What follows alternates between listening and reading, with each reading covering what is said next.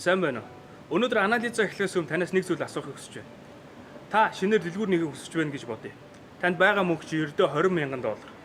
Гэтэл таны өрсөлдөгч зах зээл дээр 20 гаруй жил үйл ажиллагаа явуулчихсан.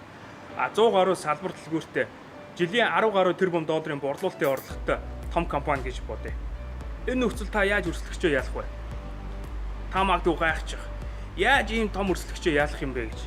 Тэгвэл өнөөдрийн стратегийн анализын гол зорилго нь яаж хүч тэнцүү бус нөхцөл байдал өрсөлдөгчөө ялах вэ гэдгийг Walmart-ын жишээн дээр тайлбарлан хүргэе. Та мэдж байгаа Walmart-ын амжилтын стратеги нь тэдний cost leadership буюу зарлаар манлайлан хямд үнээр өрсөлдөх стратеги. Тэд үр ашигтай логистикийн систем, мэдээллийн систем, тэдний соёл гэж ихэнх судлаачид ярьж бичдэг. Тэгвэл та зөвлөд үзтээ ийм том хүчтэй өрсөлдөгчтэйгөө хямд үнээр өрсөлдвөл та амжилтанд хүрэх үгүй.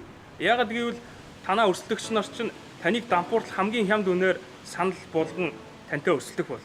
Яагаад гэвэл тэр өрсөлдөгч нарт 1-2 жилийн алгаттай ажиллах бол тэдэнд бол юу ч биш. Яагаад гэвэл тэд нар хангалттай их санхүүгийн чадамжтай учраас. Тэгэхээр Walmart-ийн стратегийн цаадах стратеги буюу амжилтын гол стратеги нь юу байв гэдэг дээр одоо би өөрийнхөө гаргалгаа хий. Нэгдүгээр Walmart Санзуугийн дайны стратеги авчиж гэлсэн.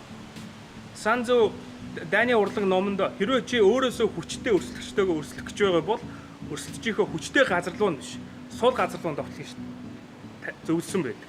Тийм учраас Walmart-ыг үндэслэгч Sam Walton өрсөлдөжийнхөө хүчтэй хэсэг болох том хотуудад дэлгүүрээ нээн өрсөлдөхийн оронд өрсөлдөгчийнхөө сонирхдгүй Америкийн аслагдсан жижиг хотуудад дэлгүүрээ нээн өрсөлдсөн.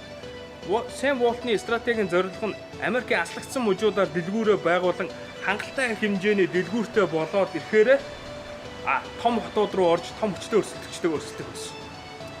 Тэгээд Sam Walton-ы стратегийн төлөвлөгөөч амжилттай биелж 1945 онд 20 мянган доллараар эхэлж байсан дэлгүүр нь 1987 он гэхэд 1198 сүлжээ дэлгүүртэй болж жилийнх нь борлуулалтын нийт орлого нь 15 тэрбум 900 сая доллар хүрсэн.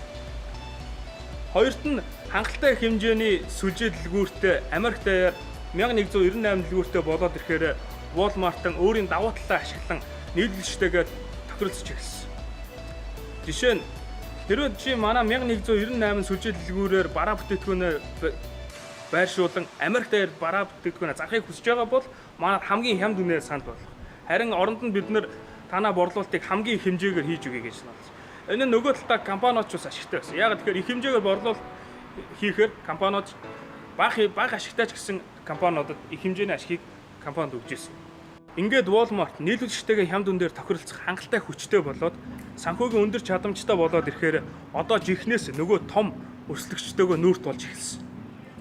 1945 онд Америкийн аслагдсан жижигхэн хотоос үйл ажиллагаа эхэлжсэн Sam Walton-ы бизнес өнөөдөр Америкийн төдийг дэлхийн хамгийн том жижиглэн худалдааны компани болж өнөөдөр дэлхийн хэмжээнд 11695 сүлжээ дэлгүүртэй болон зөвхөн 2015 оных нь борлуулалтын орлого Монгол улсын 2015 оны экспортын орлогоос 104 дахин их байгаа юм. Өөрөөр хэлэх юм бол 104 ширхэг Монгол улсыг нийлүүлсэн хэмжээний борлуулалтын орлогыг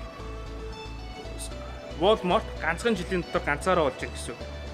Хэрвээ Walmart дайны стратегийг, ялангуяа байршлын стратегийг нийлүүлэгчтэйг тохиролцох хүчтэйгээ зөв хослуулан ашиглаагүй байсан бол эсвэл зөвхөн cost leadership буюу зарлаар мандалан хямд үнээр өрсөлдөх стратегийг логистикийн системтэйгээ хослуулан ашигласан бол өнөөдөр амжилтынх нь их үүсвэрүүдэд нэг болсон логистикийн мэдээлэл дамжуулах системээ бий болгон мэдээлэл дамжуулах хиймэл дагуулах сансарт хөөргөх санхүүгийн чадвартай болж чадахгүй байх байсан. Тиймээс Walmart-ийн амжилтын стратеги буюу стратегийн цаадах стратеги, дайны стратеги, ялангуяа байршлын стратегийг нийлүүлэгчтэйгээ тохиролцох хүчтэйгээ зөв хослуулан ашиглаж чадсан учраас Walmart өнөөдөр дэлхийн хэмжээний том компани болж чаджээ. Өнөөдөр бид нар Walmart-ийн стратегийн цаадах стратеги дээр анализ хийсэн бол харин дараагийн анализаар бид LV буюу Louis Vuitton-ы амжилтын стратеги дээр анализ хийх болно. Хэрвээ та энэ мэд сонирхолтой дараагийн 91 стратегийн анализыг 7 хоног бүр тасралтгүй хүлээж авахыг хүсэж байгаа бол манай пэйжийг дагаж бизнес стратеги анализ хүргэх дээр бас найзуудтай хүргээгээрэй. За анхаарал хандуулсанд баярлалаа. Хамтаа өгч.